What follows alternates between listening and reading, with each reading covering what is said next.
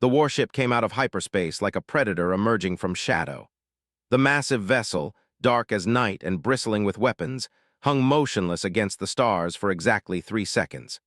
Then its engines flared bright blue, and it began moving toward the distant shape of Research Station 7. On the bridge, Commander stood with her clawed hands clasped behind her back. She was tall, even for a standing just over 8 feet with silver fur that caught the light of the display screens around her. Her amber eyes, slit-pupilled like those of a great cat, were fixed on the station growing larger in the...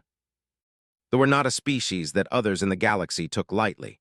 They had evolved on a harsh world with gravity nearly twice that of Earth, where everything that lived had learned to kill or be killed. They stood upright like humans, but that was where the similarities ended. Their bodies were covered in thick fur that ranged from black to white depending on their clan. Their faces were elongated, wolf-like, with muzzles full of teeth designed for tearing flesh. Their hands ended in retractable claws that could slice through steel when fully extended. They were apex predators. They had been apex predators for 10,000 years before they learned to build starships. And now they were apex predators who could cross the galaxy in search of prey. But today was not hunting prey. Today she was hunting something far more precious. "Report," she said, her voice a low growl that filled the bridge. Lieutenant, her second in command, looked up from his console. He was younger than, his fur a darker shade of, his amber eyes bright with the eagerness of a warrior who had not yet learned the weight of command. "The station is intact, Alpha. Life support is functioning. I am detecting life signs." He paused, his ears flattening against his skull. 3 adult, 4 cubs. His claws extended involuntarily, scraping against the metal floor. 4 cubs, the children of pack elders stolen 3 cycles ago by syndicate slavers. The entire 3rd pack had been searching for them ever since. Himself had died in the raid, cut down while trying to protect his young. His mate had followed him into death 2 weeks later, unable to bear the grief of losing both her partner and her children. The cubs were orphans now. They were responsibility, and she had failed them for 3 long cycles. "What else?" she demanded. "The syndicate vessel that took them is gone, but there is another ship docked at the station." Pulled up the information on the main screen. "Human registry, cargo hauler class, designation Lucy, records show a single occupant, 1 human male named Daniel." The bridge fell silent. Every warrior present turned to look at the screen, then at their Alpha. They had limited contact with humans. The 2 species had met only a handful of times, always briefly, always cautiously. Humans were strange creatures, small, soft, without claws or fangs or fur. By all logic, they should have been prey. But the stories that circulated through the galaxy suggested otherwise. Humans were persistence predators, the tailies said. They did not run fast or fight hard, but they never stopped. They would chase prey across continents, across oceans, across the void of space itself. And they had a disturbing tendency to form emotional bonds with anything and everything they encountered, including species that should by all rights have been their enemies. They did not know what to make of humans. They had not yet decided if the small creatures were potential allies, potential prey, or potential threats. Today, perhaps they would find out. "What is a human doing on that station?" asked. "Unknown, Alpha. The station was abandoned before the Syndicate took it over as a holding point for their cargo." Slip curled, revealing sharp teeth. "Their living cargo. And now the Syndicate is gone and a human has taken their place." Considered the possibilities. Human scavenger, perhaps, picking through the remains of the slaver operation. Human merchant, looking to buy what the Syndicate had been selling. Human slaver, continuing the work his predecessors had started. None of the options were good. "Battle stations," she commanded. "Prepare a boarding party, 12 warriors, full combat gear." Her claws extended fully, gleaming in the bridge lights. "If this human has harmed our cubs, we will tear him apart piece by piece, and we will take our time doing it." The warriors on the bridge howled their approval, a sound that echoed through the corridors of the and sent shivers down the spines of species who had never heard it. They were going to war. The pack was hunting, and nothing in the galaxy could stand against them when they hunted as one. Nothing, perhaps, except a single human who had no idea what was coming for him. The boarding party assembled in the main airlock of the within 15 minutes. 12 warriors, the best the third pack had to offer, stood in perfect formation with plasma rifles charged and combat armor gleaming.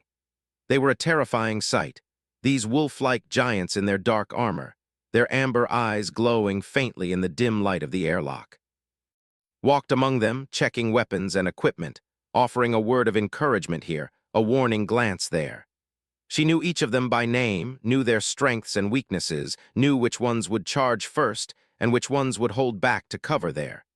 She had led them into battle a dozen times, and they had never failed her. They would not fail her today. "Listen well," she said, her voice cutting through the low growls and restless movements of her warriors. "Our primary objective is the recovery of the cubs. Everything else is secondary. If they are alive and well, we extract them and return to the if they have been harmed." She let the silence stretch, let her warriors fill it with their own imaginations. "Then we will have other business to attend to." "And the human Alpha?" asked a warrior named, a veteran whose left ear was missing from an old battle. "The human is an unknown. We do not know why he is here or what he has done. We will assess the situation when we find him," bared her teeth. "But if he has hurt our cubs, his species will learn what it means to make enemies of the—" The airlock sealed behind them, and the boarding tube extended toward the station. Felt the slight vibration as it connected, heard the hiss of atmosphere equalizing. Then the outer door opened, and she led her warriors into the darkness of 7. The station was old, a relic from an earlier era of galactic expansion. Its corridors were narrow by standards, forcing the warriors to move in single file in some places. The emergency lighting cast everything in a dim red glow, and the air smelled stale, recycled too many times by failing systems. But there was another smell beneath the staleness. Nostrils flared as she caught it. Blood, old blood but not too old, days perhaps, and death. The unmistakable scent of bodies beginning to decay. She raised a hand, signaling her warriors to halt. "Take 2 warriors and scout ahead. Report what you find." Nodded and selected 2 of the younger warriors. They moved forward into the darkness, their footsteps silent despite their massive frames. Waited, her ears straining for any sound that might indicate danger. Minutes passed, then's voice came through her communicator, tight with controlled tension. "Alpha, you need to see this." Led the remaining warriors forward, following the corridor until it opened into a large cargo hold. What she saw there made her stop in her tracks. Bodies, 7 of them, scattered across the floor like discarded toys. All of them, the species that made up the bulk of the Syndicate's slaver operations. Their hard shells had been pierced by projectile weapons, human ballistic weapons from the look of the wounds. Each had been killed with a single shot, placed with precision that spoke of either remarkable skill or remarkable luck.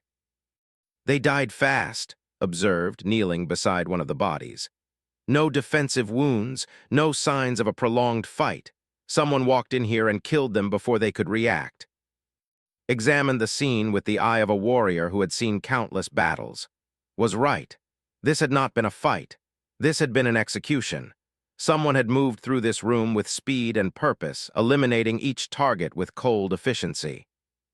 "One shooter," she said, moving from the entrance to the far corner. They started with the 2 by the door, then took the ones in the center, then finished with the 3 in the back. She pointed to the pattern of the bodies, the angle of the wounds. Professional, calm, no wasted shots. "The human?" asked. "Perhaps," straightened, her mind racing. A lone human taking out 7 armed slavers, it should have been impossible, were not easy prey. They were fast, strong, and their hard shells made them resistant to most attacks. A single human should not have been able to do this. But someone had. "Keep moving," she ordered. "Find the cubs." They searched the station methodically, room by room, corridor by corridor. They found more bodies as they went.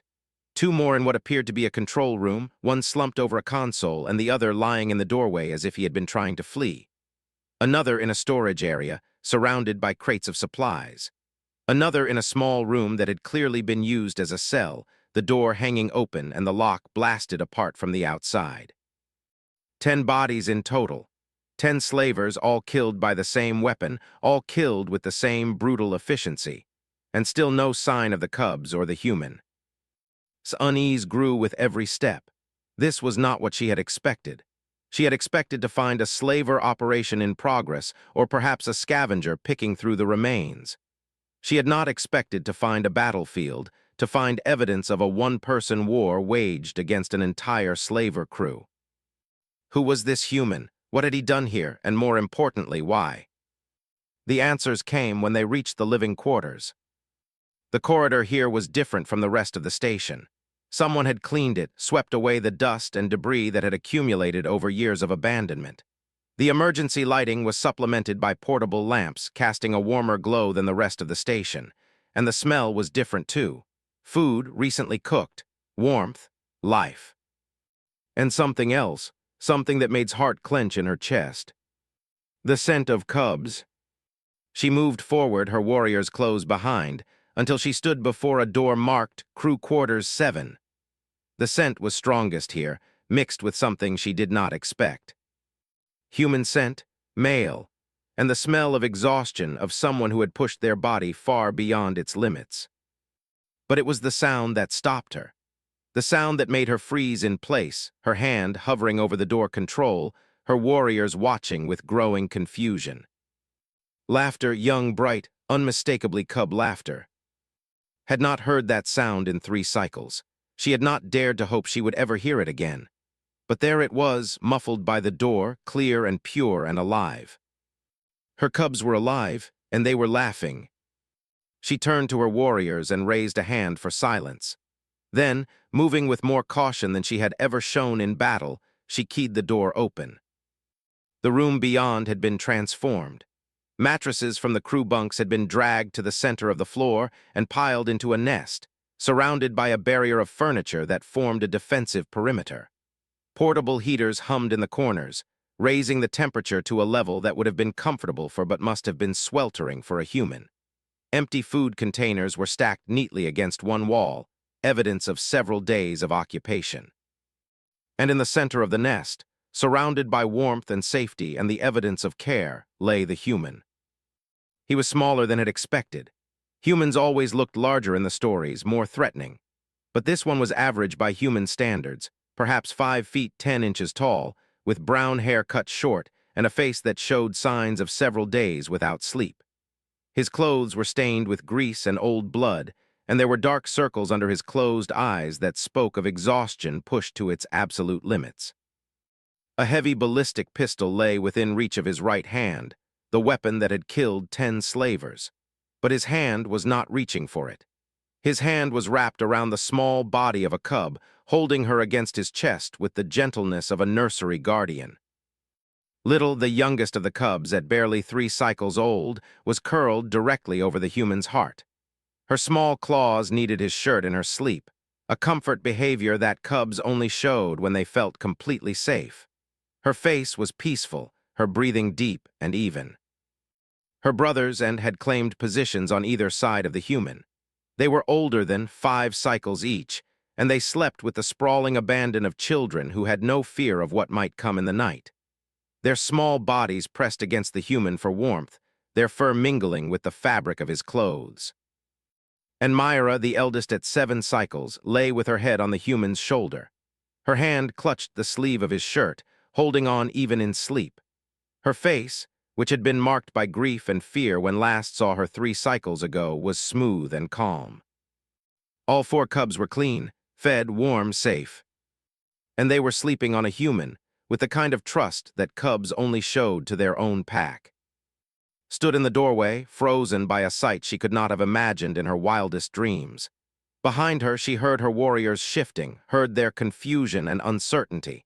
They did not know what to do with this. Neither did she. Alpha whispered, his voice barely audible, "Your orders." Looked at the human, looked at the cubs, looked at the pistol within easy reach, the weapon that had killed 10 slavers, now lying untouched while its owner slept with 4 alien children piled on top of him. She thought about the stories she had heard about humans, the stories about persistent predators who never gave up, the stories about creatures who formed bonds with anything and everything, who adopted species that should have been prey and protected them with a ferocity that logic. She thought about what this human had done. Walking into a slaver station alone, killing 10 armed enemies, freeing 4 children who were not his own species, not his own responsibility, not his own problem. And then staying, caring for them, protecting them, keeping them warm and fed and safe until their pack could come for them. No reward, no expectation of gratitude, just a human doing what humans apparently did when they found children in cages.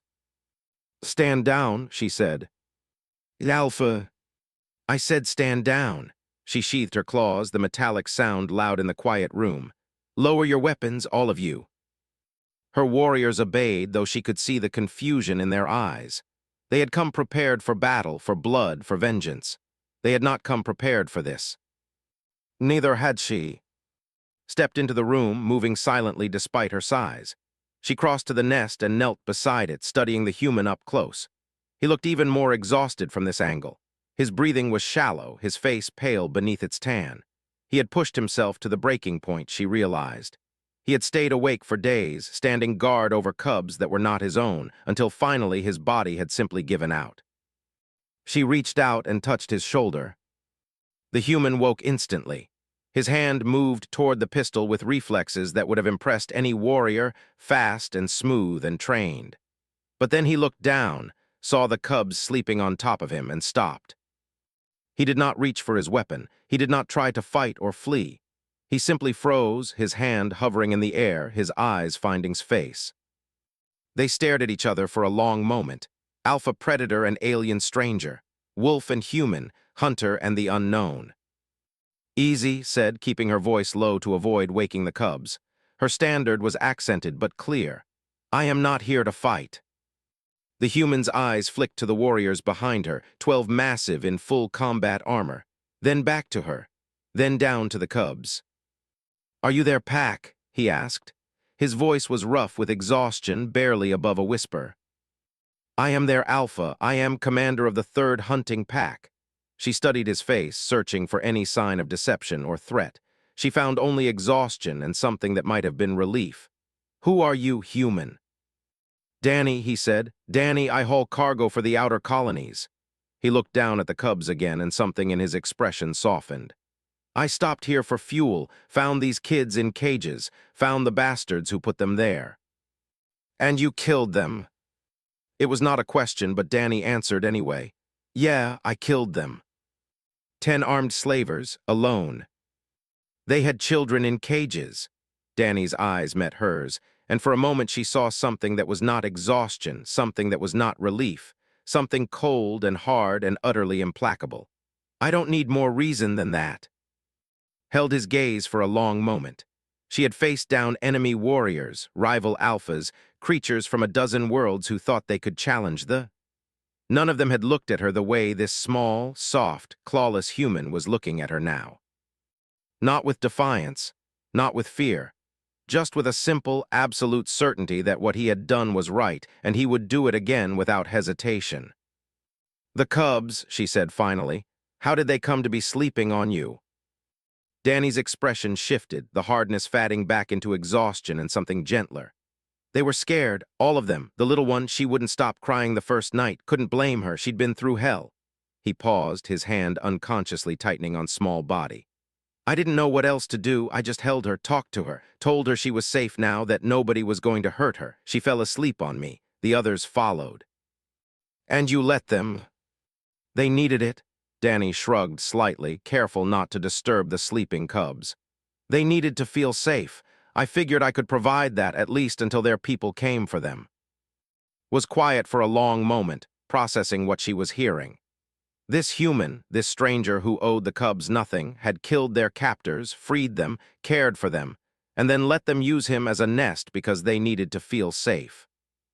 She did not understand it. By all the logic of the galaxy, she should not understand it.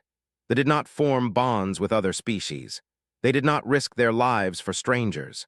They certainly did not let alien children sleep on them simply because those children were afraid.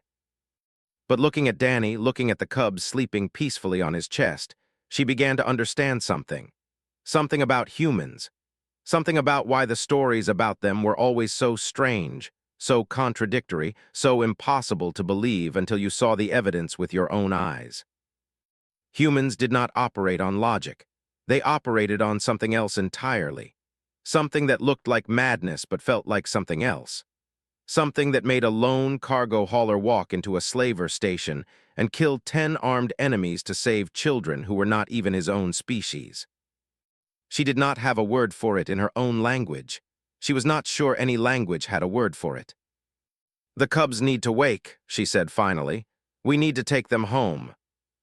Danny nodded. "I know, I just—" He looked down at them, at the small bodies pressed against him, at the tiny claws kneading his shirt.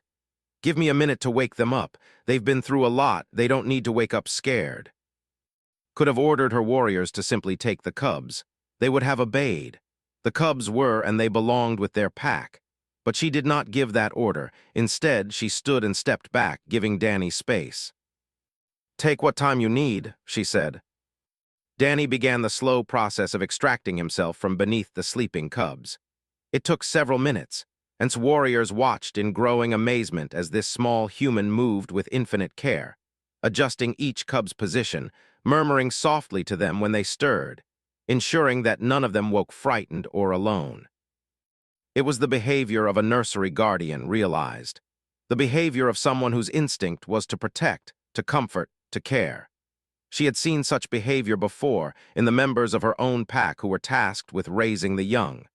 She had never expected to see it in an alien, let alone an alien who had just killed 10 enemies with cold efficiency.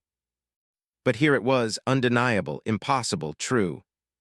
Finally, Danny managed to slip out from under the cubs without waking them. He stood slowly, his body protesting after days of near immobility, and faced her warriors. He looked even smaller standing up, surrounded by 12 who towered over him by 3 feet or more.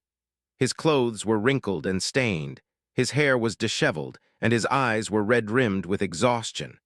He had no armor, no obvious weapons besides the pistol that still lay on the floor beside the nest. By any reasonable measure, he should have been terrified. He should have been cowering or begging, or at least showing some sign of the fear that any rational being would feel when confronted by a squad of warriors. But Danny just stood there, calm and steady, waiting to see what would happen next. "I need to know," said.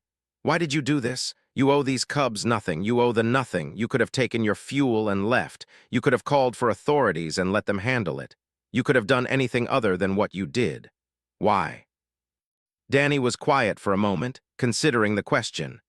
When he spoke, his voice was thoughtful, as if he was working through something he had never had to put into words before. "I grew up on a farm," he said. "Middle of nowhere, colony world, nothing around but dirt and crops and sky. My dad used to tell me that the measure of a person isn't what they do when someone's watching. It's what they do when they're alone, when nobody would ever know, when they could walk away and face no consequences." He looked at the sleeping cubs, his expression softening. "I found those kids in cages. They were scared. They were alone. They'd been taken from their home, watched their father die, spent cycles being shipped around like cargo." His voice hardened slightly. "The bastards who did it were right there, laughing about it, talking about how much they'd get at auction, talking about selling children to fighting pits." Danny turned back to, and his eyes were hard again, that same cold certainty she had seen before. "I could have walked away, could have called someone, reported it, let the proper authorities handle it. Could have told myself it wasn't my problem, wasn't my species, wasn't my business." He shook his head slowly. "But my dad raised me better than that. Those were kids. Didn't matter that they weren't human kids. They were kids and they were in cages, and I had a gun and the ability to do something about it." "So you did something about it," said. "So I did something about it." Silence fell over the room. The warriors exchanged glances, uncertain how to process what they were witnessing. Their alpha, their unquestioned leader, was having a conversation with a human who had just admitted to killing 10 enemies to save cubs he had never met before. Finally broke the silence.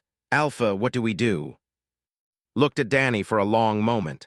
Then she looked at her warriors. Then she looked at the cubs, still sleeping peacefully in the nest this human had built for them. "We do nothing," she said. This human has done us a service that cannot be measured. He has saved our cubs. He has ended the creatures who took them. He has cared for them when we could not." She turned to Danny and extended her hand, palm up in the gesture of respect. "You have the gratitude of the third hunting pack, Danny. Whatever you need, whatever you want, if it is within our power to give, it is yours. Name your price." Danny looked at her hand, then at her face, and then, to her complete surprise, he shook his head. "I don't want a price," he said. "I didn't do this for a reward, I did it because it needed doing." He glanced at the cubs again. "Just take care of them, okay? They've been through hell. They're going to need time to heal. They're going to need their pack." "They will have their pack," promised. "They will have everything they need." "Then that's enough for me." He bent down and picked up his pistol, holstering it at his hip. Then he turned toward the door, toward the corridor beyond, toward his ship and his life and everything that waited for him outside this room. But before he could take a step, a small voice stopped him. "Danny." He turned back, was awake, sitting up in the nest, her amber eyes wide and confused. She looked at the warriors, at the massive armored figures filling the room, and a flash of fear crossed her face. Then she looked at Danny, and the fear vanished. She scrambled out of the nest and ran to him, throwing her small arms around his leg and holding on with all her strength. Her tiny claws snagged in his pants, and her face pressed against his thigh. "Don't go," she said, her voice muffled. "Don't leave." Danny stood frozen for a moment, looking down at the cub clinging to him. Then he knelt, bringing himself to her eye level, and gently loosened her grip so he could hold her hands. "Hey, little one," he said softly. "It's okay. These are your people. They came to take you home." "Don't want home," said, her eyes filling with tears. "Want you." Behind them, the other cubs were waking, and sat up, blinking in confusion at the room full of warriors. Myra was already on her feet, her eyes moving from Danny to her siblings, assessing the situation with a maturity that no 7-year-old should have to possess. "Danny," she said, her voice carefully controlled, "what's happening?" "Your pack found you," Danny said, still looking at. "They came to take you home. You're safe now, for real this time. You're going to be with your own people." Myra walked slowly across the room, past the warriors who watched her with something like wonder. She stopped beside Danny and looked up at.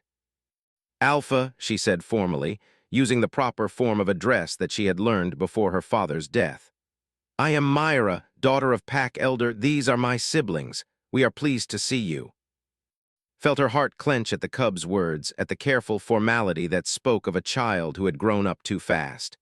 "I am pleased to see you as well, young one. Your father was a great warrior. He died with honor." Myra nodded, accepting the information with the same careful control. Then she turned to Danny. "You saved us," she said. "When they came to take us away, you stopped them. You killed them all." "I did what needed doing," Danny said. "And then you stayed, you fed us, you kept us warm, you told us stories." Myra's voice wavered slightly, the first crack in her careful composure. "You held when she cried, you let in sleep beside you, you stayed awake for days to make sure nothing would hurt us." "Myra." "No," the cub's eyes flashed with sudden fierceness. "You need to know we were in those cages for cycles, cycles of being moved from place to place, of being treated like cargo, of being afraid. And then you came, and in one night everything changed." Tears were streaming down her face now, but her voice remained strong. "You didn't have to do that. You didn't have to save us, but you did, and I will never forget." She threw her arms around Danny's neck, holding on with all her strength. After a moment, and joined her, pressing against Danny from either side, was still holding his hands, crying softly. Danny knelt there, surrounded by 4 cubs, and for the first time since had met him, he looked uncertain. He looked like he did not know what to do with 4 children who had decided he was their hero. Watched the scene with something unfolding in her chest, something she could not name. Pride, perhaps, in the courage of her cubs, wonder at the human who had earned their trust, and something else, something deeper, something that felt like a shift in her understanding of the universe. She had come to this station expecting battle, expecting blood, expecting to find her cubs in the hands of enemies who would need to be torn apart before they would release their prizes. She had not expected this. She had not expected to find her cubs not in the hands of enemies, but in the care of a friend. A friend who was not of their pack, not even of their species. A friend who had simply seen children in need and done what needed to be done to help them. She had not expected to stand down her warriors because there was no enemy to fight. The stories about humans, she realized, had not prepared her for this. The stories talked about persistence hunters, about pack bonding, about the strange way humans formed attachments. But the stories had not captured what it felt like to see it in person. To see a human hold a crying child who was not even his own species. To see him stay awake for days to protect cubs he had never met before.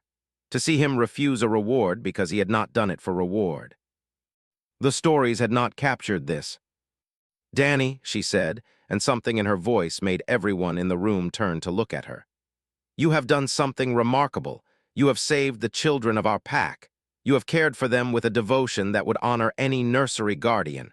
You have refused payment for your service."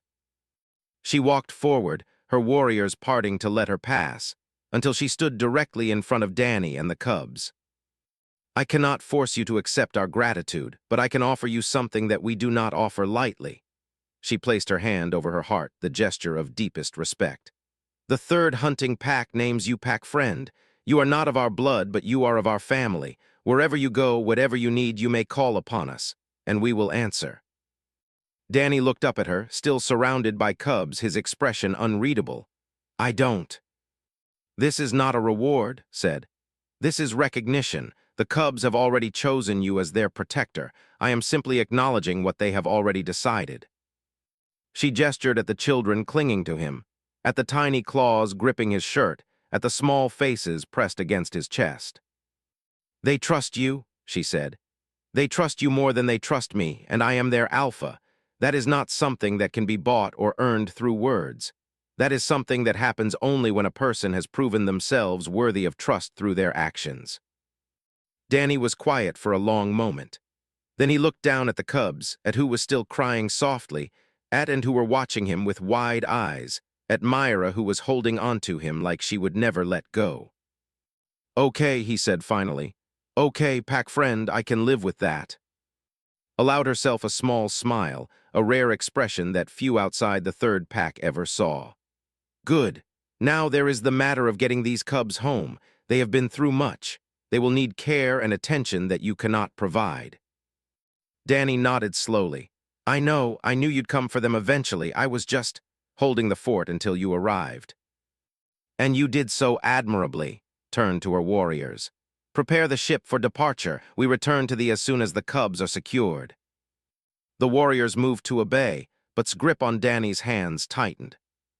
"No," she said, her voice small but determined. "Danny comes too." And Danny exchanged glances. It was Myra who spoke, her voice thoughtful. "Alpha, perhaps Danny could accompany us, at least for the journey. The cubs are attached to him. It might ease the transition." Considered the suggestion. It was not traditional. It was not protocol. A human on a warship traveling to the... There would be questions. There would be complications.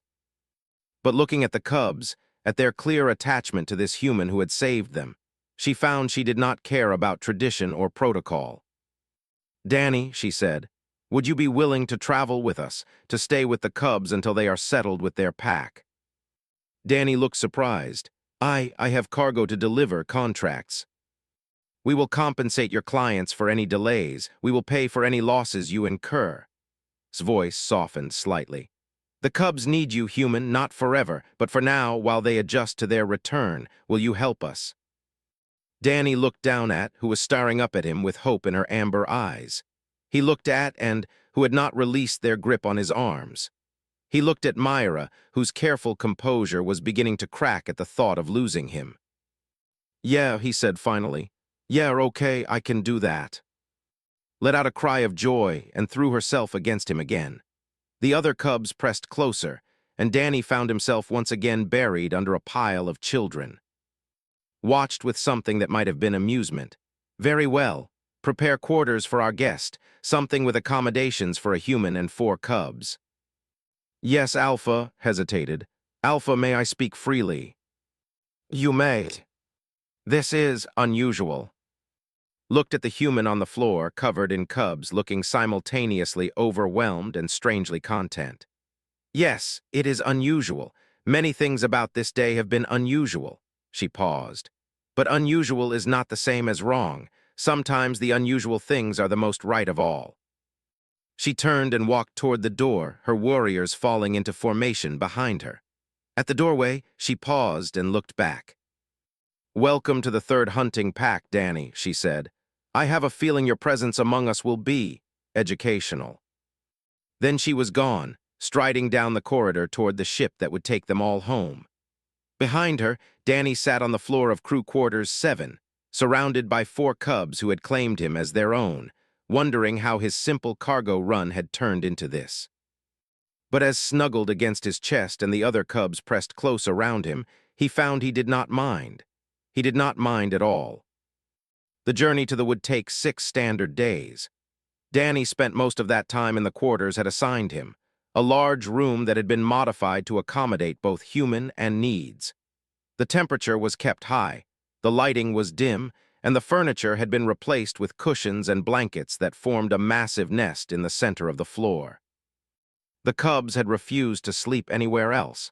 They had refused to let Danny sleep anywhere else either. So he found himself spending his nights in a pile of fur and claws and warmth, surrounded by children who had somehow decided that he was their personal guardian, always claimed the spot over his heart, and positioned themselves on either side. Myra usually started the night at a slight distance, maintaining her careful composure, but by morning she was always pressed against his shoulder, her hand gripping his sleeve. During the days, Danny did his best to keep the cubs occupied. He told them stories about Earth, about the colony world where he had grown up, about the strange places he had visited in his years as a cargo hauler. He taught them card games and simple puzzles. He listened when they wanted to talk about their father, about their mother, about the cycles of captivity they had endured. He held them when they cried. He celebrated with them when they laughed. He was there, steady and constant, an anchor in a universe that had proven far too unstable for 4 young cubs. The crew watched this with a mixture of confusion and growing respect. They had expected the human to be uncomfortable, out of place, eager to return to his own kind. Instead, they found him completely at ease among their people, treating the cubs with the same easy affection he might have shown to human children. More than once found herself standing in the doorway of Danny's quarters, watching him interact with the cubs. She watched him tickle until the cubs squealed with laughter. She watched him wrestle with and letting them win more often than not. She watched him sit quietly with Myra, listening as the eldest cub processed her grief in her own time and her own way. He was good with them, better than good. He had an instinct for what each cub needed, when to push and when to hold back, when to comfort and when to challenge. "You would have made a good father," she said one evening, stepping into the room while the cubs played a game Danny had taught them. Danny looked up, surprised by her presence. "Maybe. Never had the chance to find out. Life on the space lanes doesn't leave much room for family. And yet here you are, playing father to 4 cubs who are not your species." Danny shrugged. "They needed someone. I was here." "It is more than that," settled onto one of the cushions, watching the cubs argue over the rules of their game. "You have a gift, Danny, a gift for connection, for making others feel safe and valued. I have seen it with the cubs. I have seen it with my crew. Even the most suspicious among them have begun to speak of you with respect." Danny looked uncomfortable with the praise. "I just treat people like people. It's not that complicated." "It is more complicated than you know, or perhaps," tilted her head, considering, "perhaps it is only complicated for those of us who have forgotten how simple it can be." They sat in comfortable silence for a while, watching the cubs, then spoke again.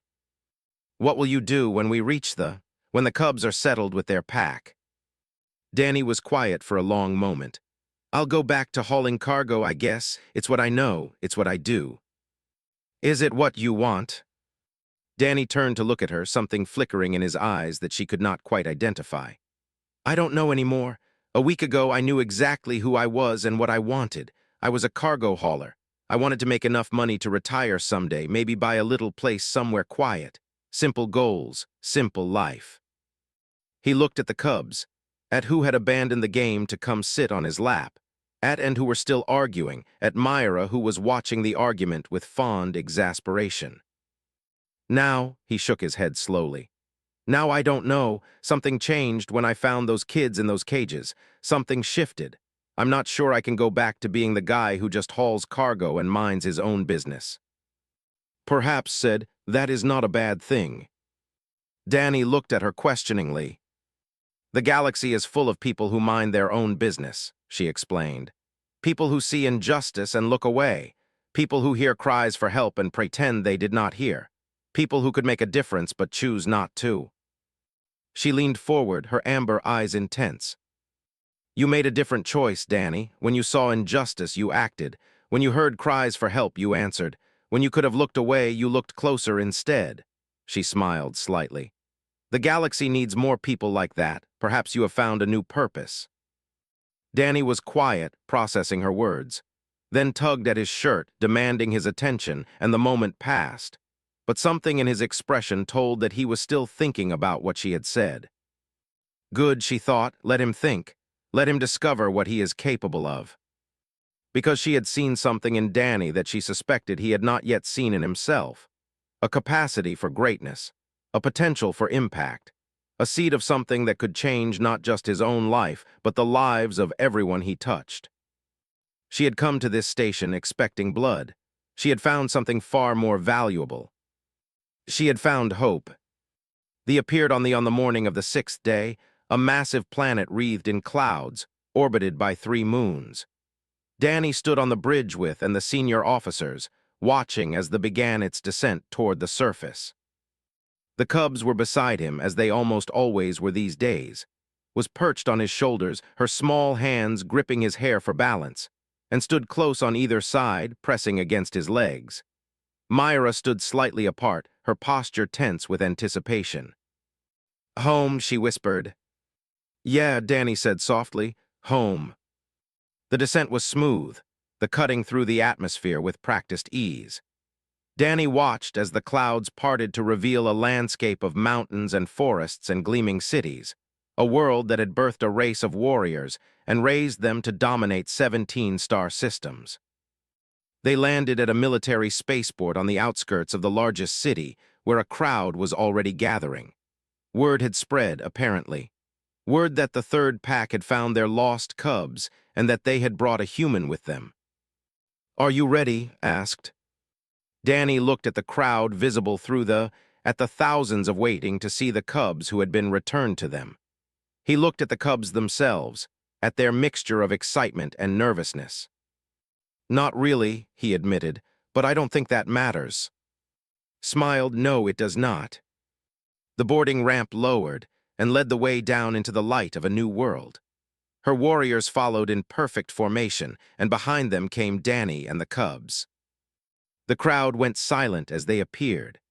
Thousands of amber eyes fixed on the small human walking among giants, with 4 cubs clustered around him like he was the most important person in the universe.